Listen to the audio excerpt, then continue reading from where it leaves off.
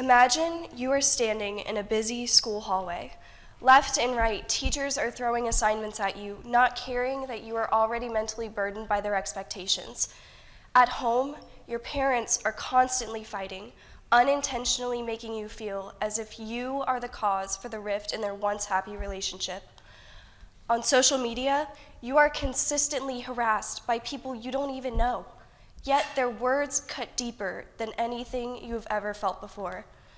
All of these emotions of anger, confusion, and sadness fester inside of you until you are convinced that everything would be better if you just weren't there anymore.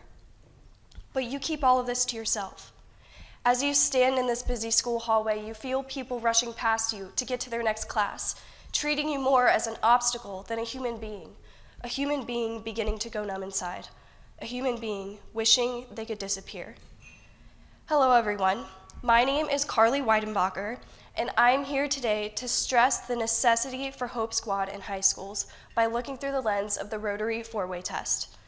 For those who don't know, Hope Squad is a peer-to-peer suicide prevention program that was started in 2004 and since then has been adopted by high schools all over the nation. Students who join Hope Squad are trained in QPR, which stands for Question, Persuade, Refer. This simple intervention system allows for students to reach out to peers who may be feeling suicidal and spread awareness about mental health. So let's start with the first question. Is it the truth? In the picture I just painted for you, you were able to step into the shoes of a real person. These shoes can be seen in many different forms, worn by millions of teens all over the country.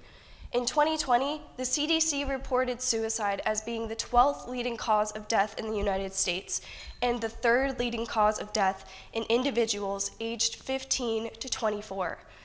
But why is that?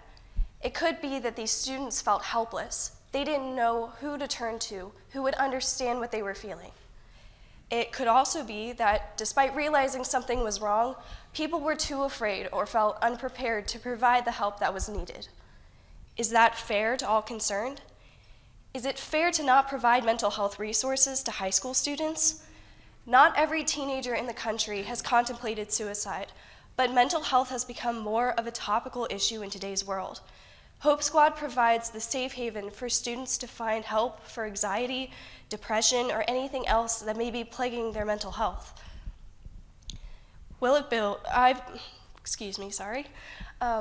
I have been on Hope Squad at McNicholas High School since my sophomore year.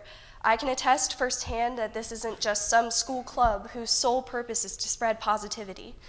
Last year, I had one of my best friends come to me and tell me that he had been struggling with suicide for years. I also found out that a couple of my other friends didn't know what Hope Squad was because they didn't have it at their high schools. Do you think that it's fair that these teens are deprived of something that could save them in the most critical time of their life? Will it build goodwill and better friendships? The answer to that question is definitely. As the digital age evolves, teens have more and more ways of connecting with each other, but most of these connections are weak because they lack sustenance due to the screen that divides them. Hope Squad members are trained to reach out and build connections. These are face-to-face, concrete relationships formed on the basis of goodwill and concern for the mental health of the other person. Is it beneficial to all concerned? Here's the thing. Over 1,600 high schools across the nation have adopted Hope Squads, but that isn't even 6% of the 27,000 high schools that exist in our country. I believe that if we had a Hope Squad in every single high school across America, every single teen who is struggling with suicide would have a connection to somebody who could provide them with the help that they need. Simultaneously, millions of teens would be empowered knowing that they have the ability to save lives.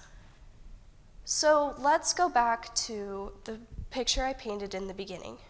What if, instead of feeling alone, you were surrounded by a network of friends and peers who supported you and were adequately equipped with the skills and tools needed that you needed to get help?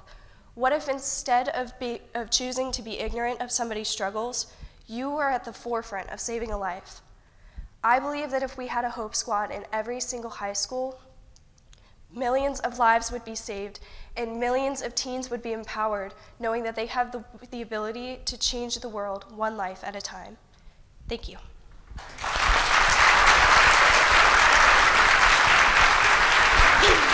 That was awesome.